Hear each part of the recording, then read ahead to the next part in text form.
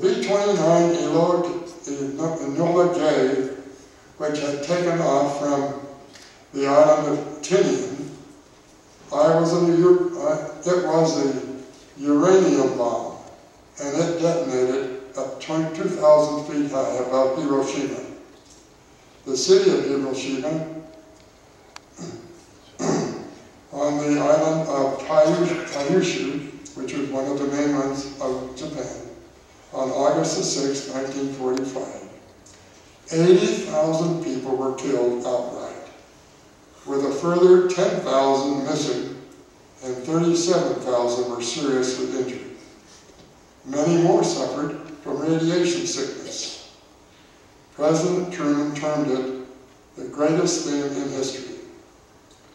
3 days later, there was still no reply to the present by the Japanese that had been forthcoming from Japan, so President Truman went ahead with another attack on August the 9th, 1945.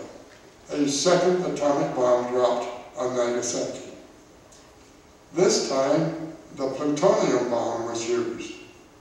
Here, 35,000 were killed, and 5,000 were missing, and 6,000 were severely injured.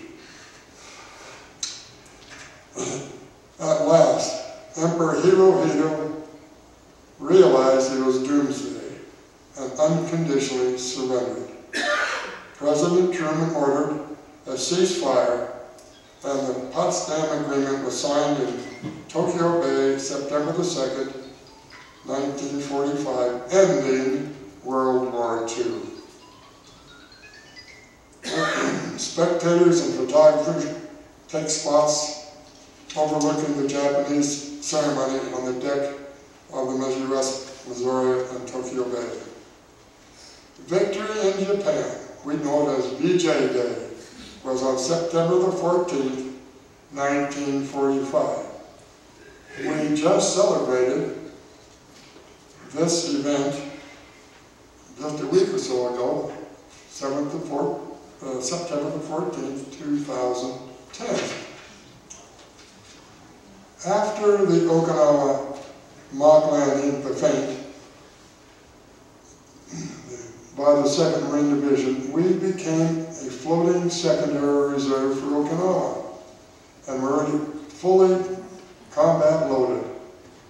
After the bomb and after the surrender of the Japanese, the 2nd Marine Division detailed our battalion to enter the Japanese island of Kyushu, where the 2 cities of Nagasaki and Hiroshima were located.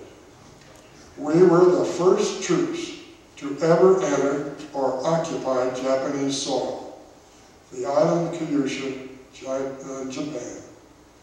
I was scared.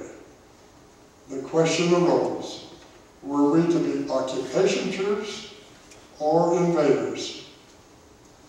We entered the town of Omura on the outskirts of Nagasaki. I was directed to take a detail and go up the canyons to evaluate the physical condition of the people. Our findings were shocking. One could see which way the people were facing when the bomb went off. They were burned to a crisp and waited to die. The Japanese buried relatives in front of their dwellings. This was heart-wrenching, and we reported these events to our intelligence officers of the conditions that we found. In summary, we were actually 8,413 miles total from Hawaii, from San Diego. So ends the greatest conflict in history of World War II. It has lasted 5 years and cost the lives of 55 million people total. 3 million more are missing. That's at both wars, for both areas, Europe and the Pacific. The material damage cannot be calculated.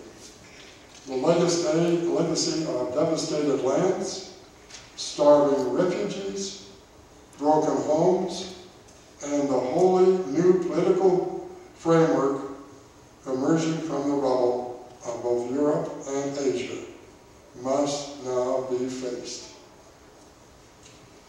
We were homeward bound. Having enough combat points, I became eligible to return to the States for the 1st Marine Division to San Diego. On December the 25th of 1945, I arrived home to America. I will always be grateful for the privilege I felt as I stepped off onto American soil. I met Marion, my wife, as she came down the ramp of a plane, her first air trip.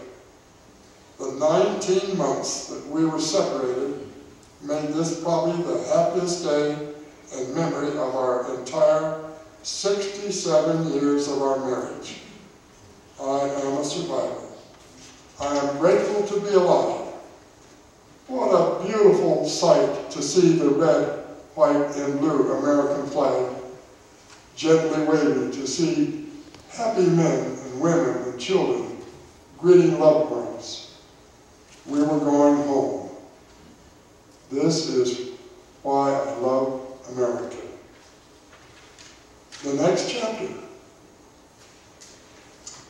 After I, Captain Flandro, returned home from Japan, I participated in the formation of a Marine Reserve Unit at Fort Douglas, Utah. In 1950, our reserve unit was activated to go to Camp Pendleton, California. We had barely gotten started. This is where we were reassigned as reserves in preparation for the Korean War.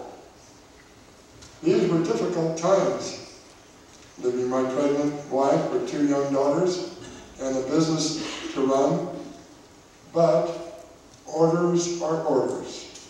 Once a Marine, always a Marine. It was an honor and a sacrifice to serve again.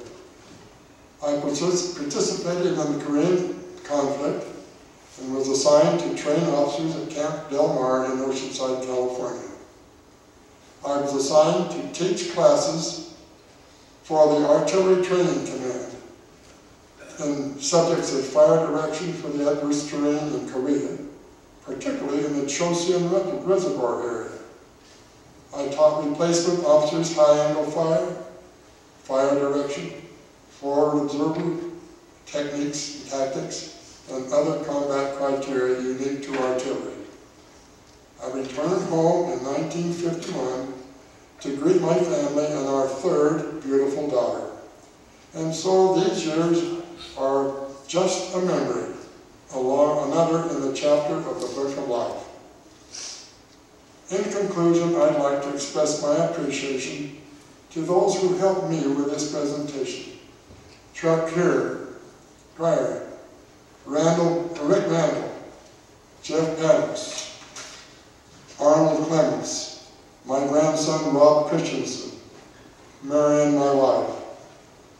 I am grateful for my siblings, my 4 brothers, and the memory of my sister, for my family, our 6 children, our in-law children, 23 grandchildren, 22 great-grandchildren, and there are more on the way.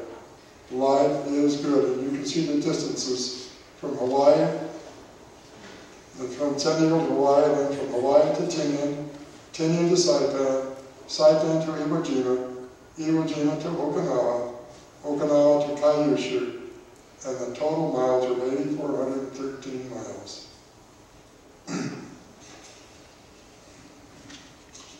Thank you for the opportunity to share my story.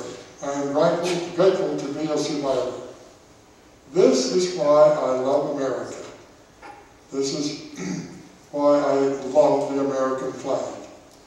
And I want to close by saying Semper Fi, which is in the Marine Corps meaning always faithful. Now I would like to turn it over to any questions or comments that you might have.